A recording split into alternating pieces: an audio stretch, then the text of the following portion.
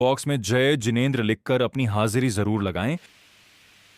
जिस नमोकार मंत्र को हम बचपन से पढ़ रहे हैं ना, उस नमोकार मंत्र के द्वारा अन्य जाति धर्म के लोग जिन्हें कहीं से किसी गुरु के द्वारा वह मंत्र प्राप्त हो गया, आज वे लोग उस मंत्र के फल का भोग कर रहे हैं। वो कहते हैं कि जब से हमने मंत्र का जाप प्रारंभ किया है, हमारे तो बारे न्यारे हो गए, दिन ही बदल गए। मुझे कुछ नहीं करना पड़ता है, मैं तो इस मंत्र का उपयोग करता हूं, किसी के ऊपर हाथ भी रख देता हूं तो वह चमत्कार हो जाता है। उन लोगों ने मंत्र को जिया है। हम लोगों के पास नमोकार मंत्र होने के बाद भी उसके प्रति जो श्रद्धान होना चाहिए वो श्रद्धान नहीं है। नमोकार हम जप लेते हैं। अभी मैं आपसे कहूं कि 9 बार नमोकार मंत्र आप फटाफट 9 बार पढ़ लोगे। एक माला नमोकार मंत्र की, ठीक है महाराज सी, वो भी कर लेंगे। माला जपना एक बात है और उस पर श्रद्धान रख करके जाप करना दूसरी बात है। अंजन चोर ने मंत्र शुद्ध नहीं बोला था। आप यूं भी कह सकते हैं कि मंत्र बोला ही नहीं था। उसे तो सिर्फ आड़म ताड़म याद रह गया, अरहन ताड़म सिद्धाड़म भूल गया। उसे लगा जो भी कहा जा रहा है वो बिल्कुल ऐसे ही आड़म ताड़म है, और उसने आड़म ताड़म बोल करके सिद्धि प्राप्त कर। क्यों? क्योंकि उसने अशुद्ध मंत्र शुद्ध मन से उच्चारण किया था। अशुद्ध मंत्र का उच्चारण शुद्ध मन से किया था, और हम शुद्ध मंत्र का उच्चारण अशुद्ध मन से करते हैं। अब कैसे मंत्र चमत्कार करे? मन से जब तक ये राग द्वेष समाप्त नहीं होगा, ये थारे मारे समाप्त नहीं होगा, तब तक मन की शुद्धि नहीं है। मन की शुद्धि है क्या? राग द्वेष से रहित अवस्था मन की शुद्धि है। हम किसी से बैर नहीं करते हैं, किसी का विरोध नहीं करते हैं, हम सबको अपनी तरह समझते हैं। जब तुम्हारा मन ऐसा करने लगे तो समझना मन शुद्धिकरण की ओर चल रहा है, और ऐसा ही शुद्ध मन तुम्हारे द्वारा अशुद्ध भी मंत्र पढ़ा जाएगा तो भी चमत्कार घटित हो जाएगा। इसीलिए जैन धर्म का पूरा जोर मन की शुद्धि पर है। मन की शुद्धि और तन की शुद्धि और धन की शुद्धि और वचन की शुद्धि। तन की शुद्धि जल से होती है। तन की शुद्धि, आप रोज स्नान करते हैं, आप रोज स्नान करते हैं। स्नान आवश्यक है, क्योंकि जिस तन से पाप होते हैं उस तन को जल से शुद्ध किया जाता है। वचन की शुद्धि मौन से होती है। वचन की शुद्धि 24 घंटे में 24 मिनट का मौन रख करके वचन की शुद्धि किया करो। लेकिन जागने के बाद से सोने के पहले तक आप सोचो कि सोते समय मौन ले लेते हैं, 4, 6, 8 घंटे का हो जाए। कब? जागृत अवस्था में। कब? इसीलिए भारतीय परंपरा में भोजन करते समय मौन रख करके भोजन करने का विधान है। उससे फायदा यह होता है कि जूठे मुंह सरस्वती का उच्चारण न होने से उसका अपमान होने से बच जाता है और मां हम पर प्रसन्न हो जाती है।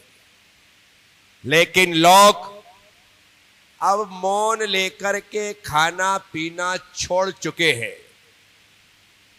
मौन लेकर के खाना पीना एक समय था कि मौन पूर्वक भोजन होता था और मौन पूर्वक भोजन करने का आनंद ही कुछ अलग है। मौन पूर्वक भोजन करने से मान मनुहार सब होती है, आपका ख्याल रखा जाता है। मैं मौन पूर्वक आहार करता हूं, इसलिए मुझे आहार करवाने के लिए 10 20 30 लोग इकट्ठे हो जाते हैं और तुम मांग मांग के खाते हो तो पत्नी भी ध्यान नहीं देती है। अपने आप तुम बाहर से आवाज दे देते हो, पापड़ लाना, अचार देना, जीरावन लाना, रोटी देना, थोड़ी सब्जी और दे दे, बोलो। और आप मौन लेकर के भोजन करना प्रारंभ कर दो। अपनी पत्नी से कह दो कि आज से मैंने मौन से खाना प्रारंभ कर दिया है, मैं हूं हाँ कुछ नहीं करूंगा, तू जो परोस देगी वो खा लूंगा और उठ जाऊंगा। आप ओनली 1 2 3 दिन ट्राई करके देखो, मैं कुछ नहीं कहूंगा। तुम्हारी पत्नी तुम्हारे पास खड़े होकर के परोसगारी ना करे तो मुझसे कहना, वहीं रहेगी, पूछेगी रोटी दूं? 24 घंटे के लिए महाराज नहीं बन सकते, खाते समय के लिए महाराज बन जाया करो। बस 24 घंटे नहीं, लेकिन जब तक मैं भोजन ग्रहण करूंगा तब तक के लिए मैं मुनि यारिका की तरह मौन पूर्वक भोजन ग्रहण। आप देखना, भोजन परोसने वाला तुम्हारे पास होगा पहली बात, और भोजन जो कार्य करेगा वो तो विशेष बात है। क्योंकि आपने भोजन को भजन बढ़ाने के लिए किया है, वजन बढ़ाने के लिए नहीं किया। भोजन भजन बढ़ाने के लिए हो, वजन बढ़ाने के लिए ना हो। आज यदि मैंने भोजन किया है तो हे प्रभु, इस भोजन को ग्रहण करने के पश्चात मेरे द्वारा तेरा भजन हो सके, तेरी पूजन हो सके, तेरी भक्ति हो सके, तेरी जप कर सको, इस ताकत के लिए मैंने भोजन ग्रहण किया है, अन्यथा भोजन की कोई जरूरत नहीं थी।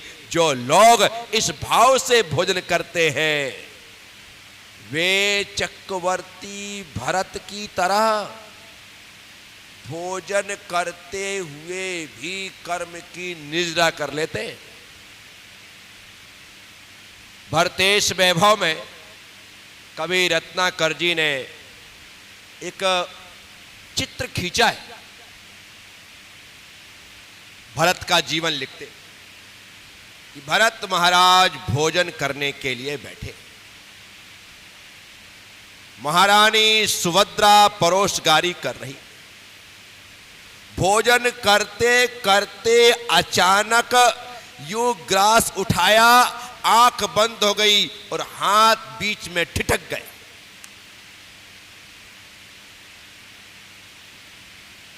मिनट 2 मिनट 3 मिनट हो गए, हाथ ऐसा ही है, आंख बंद है और चक्रवर्ती भरत चिंतन में खो गए। महारानी सुभद्रा ने आकर के देखा, यह क्या है? आर्यपुत्र, आप किस चिंतन में खो गए?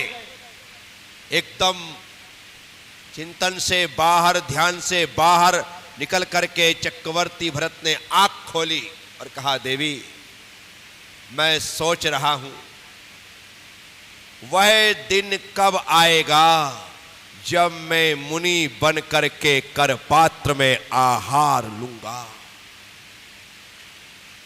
कौन सोच रहा है? 6 खंड का अधिपति चक्रवर्ती भरत सोच रहा है कि वह दिन कब आएगा जब मैं मुनि बन करके कर पात्र में आहार ग्रहण करूंगा। जिसने भोजन करते समय ऐसा चिंतन किया, उस भरत चक्रवर्ती को एक बार भी आहार करने का अवसर नहीं मिला। दीक्षा ली और केवल ज्ञान हो गया, और केवल ज्ञानी कबलाहारी नहीं होते हैं, वो आहार नहीं लेते। मैं आप सबसे कह रहा हूं, 24 घंटे गश्त बन करके रहो, लेकिन भोजन करते समय मौन व्रत धारण करो और मुनि यारिका बन करके भोजन ग्रहण किया करो, आहार ग्रहण किया करो। पॉसिबल है, संभव है, कोई कठिन काम नहीं। आपको लगता है अरे मैं मौन हो जाऊंगा तो क्या होगा, करके तो देखो। रोज तुम्हें एक आधी रोटी कम खा के उठना पड़ता है, मौन करके लोगे ना तो रोज आधी रोटी ज्यादा मिलेगी। Try again. नियम करो कि गुरुदेव जब तक आप कीर्ति नगर में हो तब तक हम भी मौन पूर्वक भोजन ग्रहण करेंगे। क्या? जब तक आप, वो भी सिर्फ एक टाइम का भोजन, सुबह सुबह का, क्या सुबह का भोजन। शाम को तो हो सकता कहीं शादी में जाना पड़े, यहां वहां जाना पड़े, तो नहीं हो पाता। क्या है, बहुत सारे काम होते हैं, कहीं घूमने फिरने आ जाए तो वहां कहां पे होटल में आदि में पालन करेंगे। सुबह का भोजन मौन पूर्वक करेंगे। जब तक मैं यहां पर हूं तब तक, उसके बाद तुम्हारी मर्जी। मैं चाहता हूं कि मेरे रहते हुए तुम कम से कम भोजन का आनंद ले सको और वह भोजन भजन को बढ़ा सके। ठीक है? कौन कौन ये नियम जब तक मेरे रहते पालन करेगा? मेरे रहते, ज्यादा नहीं, जब तक मैं यहां पर हूं, 2 दिन 3 दिन 4 दिन 5 दिन, जब तक मैं यहां पर हूं, तो सुबह का भोजन मौन पूर्वक लेंगे। हाथ ऐसे उठाओ, ऐसा, मुझे देख लेने दो।